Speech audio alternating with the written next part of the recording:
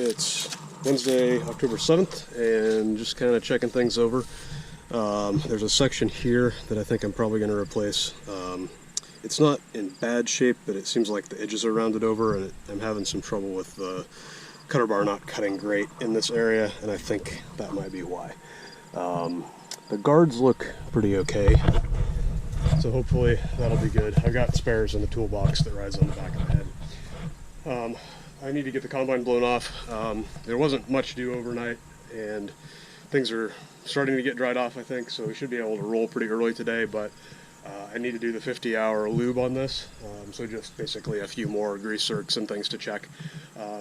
I've also been having a little bit of trouble, not exactly trouble, but I've noticed that at times the steering is a little bit jerky when turning around on the ends and stuff like that, and the steering hydraulic pump is on the back of that stuff that hangs off the back there, and as I understand it, it gets oil out of this engine gear case, which wasn't low but was on the low end of full, so I put a little bit more oil in there and also double checked the other hydraulic reservoir, and it was just a little bit low, so top that up as well. I would guess that's probably just from hooking and unhooking hoses. You lose a little bit every time, but hopefully should be able to finish the soybeans out here in pretty short order.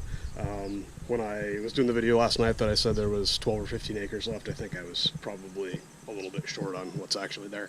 But there isn't very much left now, so we should be able to get that off pretty quick and then move to the other farm a few miles away. So that's where we're at. Gonna get busy.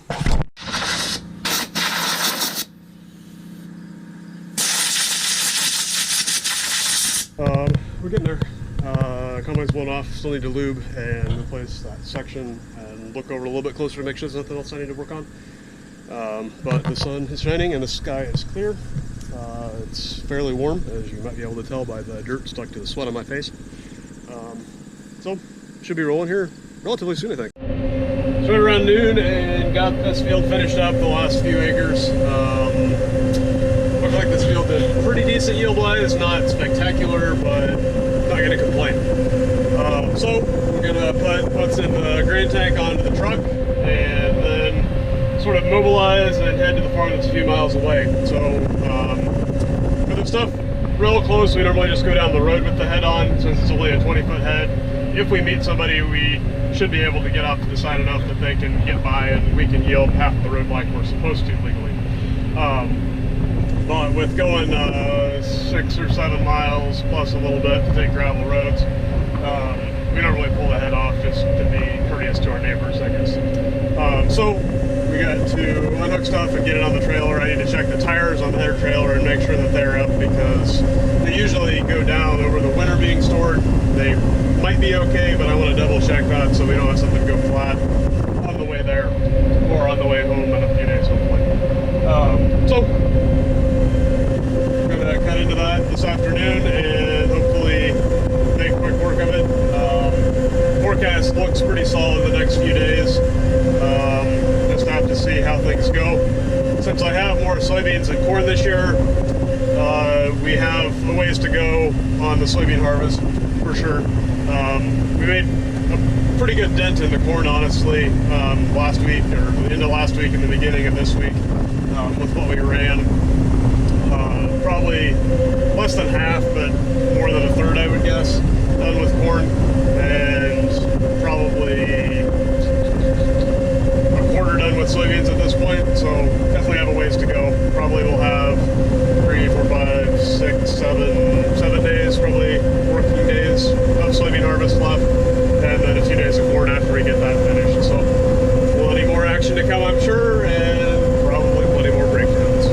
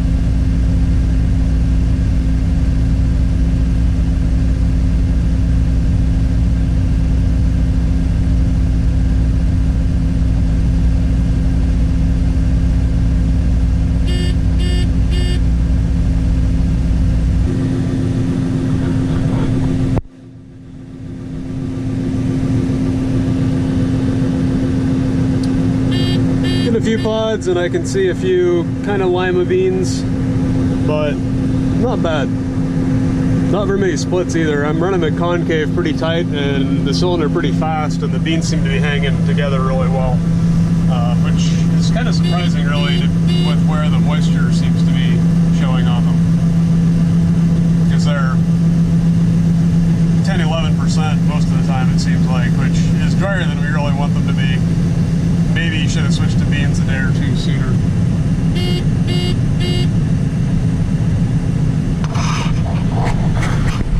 Good enough. Let's get that off. It's about 2 o'clock and we are opening up the field a few miles away.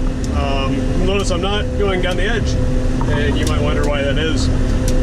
When Mom and Dad bought this farm 3 or 4 years ago, there was a whole bunch of trees in this fence line, and a lot of them were black locusts, which if you're not familiar with black locusts, they have giant thorns, and those are not good on tires because they cause them to leak. So when I was spraying brush in the fence line in probably June or July, whenever that was, I noticed there were some saplings that were, 8 or 10 feet out of the fence line.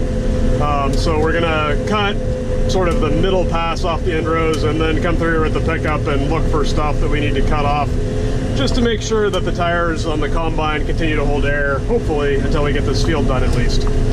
I think the spots that I saw were probably up here a little ways. I'm kind of trying to cheat a little bit close to make sure that I hopefully don't leave more than I can take in one swath. But I think I was driving kind of just into the beans where I saw those.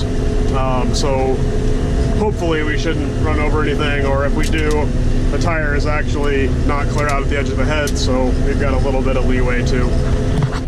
We got most of the end rows and perimeter rounds off, but just passed a sunflower, I think. So we're gonna go grab that, and I thought that would also be a good opportunity to see how we're doing. I see there's a few big sunflowers out there, so we're gonna have to get those cut. Sunflowers aren't as big a problem as they used to be because most of the herbicides that we use on soybeans now do a pretty good job on them, but we still want to kind of slow them down as much as we can, because they will take quite a bit of water and nutrients out of the soil and compete with the soybeans. So we're gonna pull that, or at least snap the top off and put it in the cab and let it ride with me.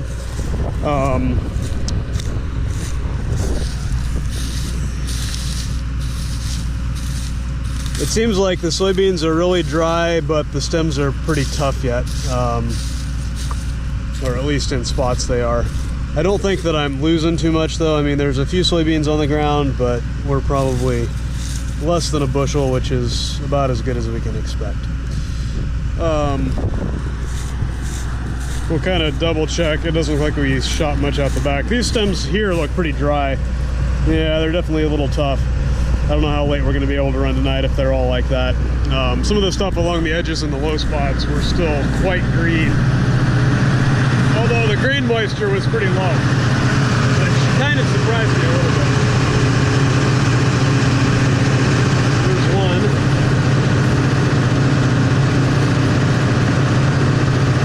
Mostly I think we're just shredded pods and stems. Probably some of that.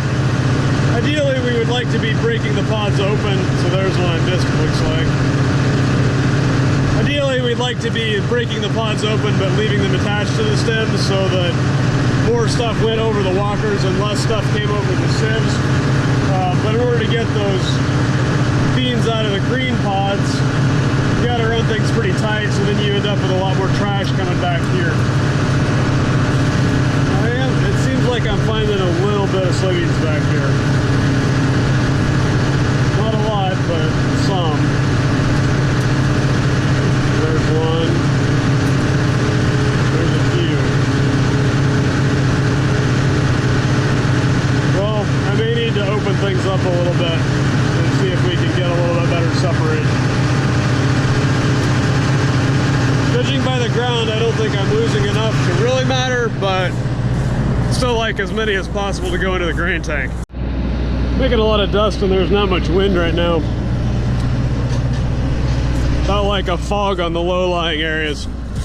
So there's a spot here where I got some flags. I had marked earlier and I wasn't sure if it was a blowout or a critter hole.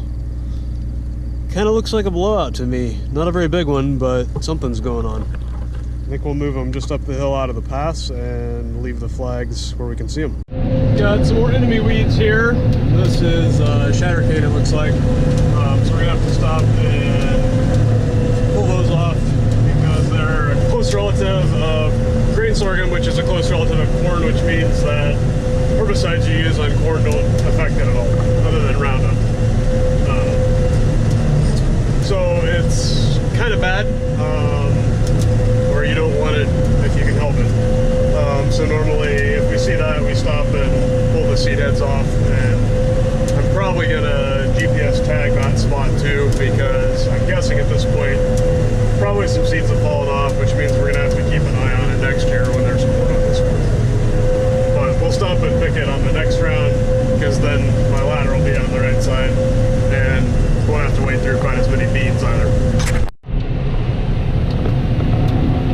If the sun doesn't totally overexpose it, like I said, a lot of dust hanging right now because there's not a lot of wind. Not sure if it's foggy morning or more war zone like. I'm not 100% sure. But that tree line that you can barely see on top of the hill is less than half a mile away. Definitely Shattercane. You can see it looks a lot like a corn stalk, but it has the seed heads at the top, so I'm just going to pinch these off carefully, because the reason it's called Shattercane is once they're ripe, they readily fall off and kind of rattle when you hit them. So I'm probably going to put the camera down to perform the extraction here, but try to avoid that stuff.